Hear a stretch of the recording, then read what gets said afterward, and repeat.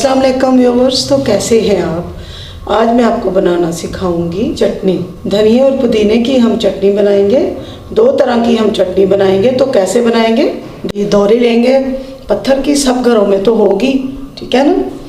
तो मैं आपको चटनी दौरी में कुटना बताऊंगी। वैसे ग्राइंडर में भी बना सकते हैं, उसमें थोड़ा पानी डालना पड़ता है। हम इसके अंदर पानी नहीं डालेंगे, ठीक है। सबसे पहले हम डालेंगे 1 अदद सब्ज़ मिर्च, ½ टी स्पून हम डालेंगे नमक, 1 टेबलस्पून हम भर के डालेंगे अनारदाना, जिसको धो के साफ़ करके रख लिया, वो डालेंगे इसके अंदर।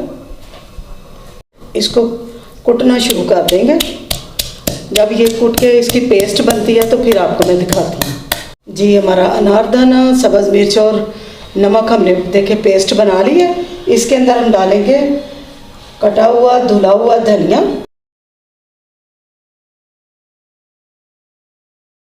और फिर डालेंगे पुदीना। वो भी हमने इसके टहनियों से पत्ते उतार के, ये देखिए, धो के रख लिए।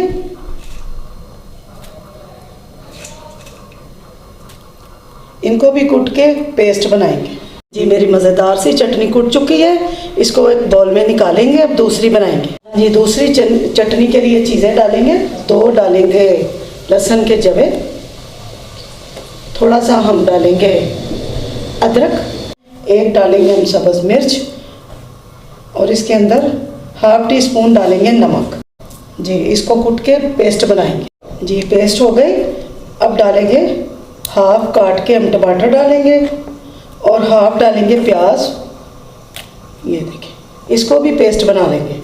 जी, ये देखें, सारी चीज़ें कुट के पेस्ट बन गई। अब हम डालेंगे इसके अंदर पुदीना और धनिया। हाफ मैंने, 1 गट्ठी मेरे पास धनिया की थी, 1 गट्ठी पुदीने की थी।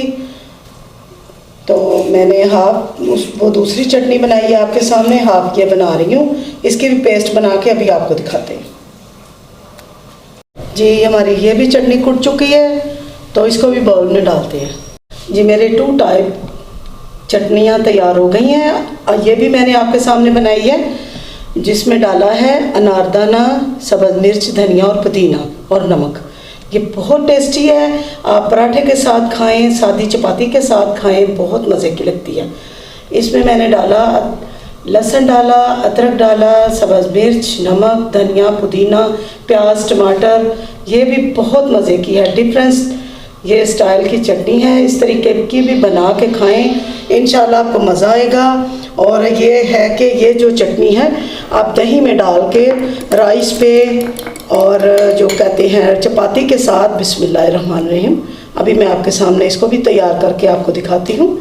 ये हम यूज़ कर सकते हैं किसी भी चीज़ के साथ, पकोड़ों के साथ और तले हुए नान के साथ बना के खाएं। ये बहुत मज़े की लगती है। मेरा स्टाइल की चटनियाँ बना के खाएं, इंशाल्लाह आपको मज़ा आएगा। और ये हाज़मेदार होती हैं। इसको डेली इस्तेमाल करें, आप वाकई महसूस करेंगे इससे आपका हाजमा भी दुरुस्त होगा और आपको मज़ा भी आएगा। दुआओं में याद रखें, अपना ख्याल रखें। अस्सलाम वालेकुम, अल्लाह हाफ़िज़।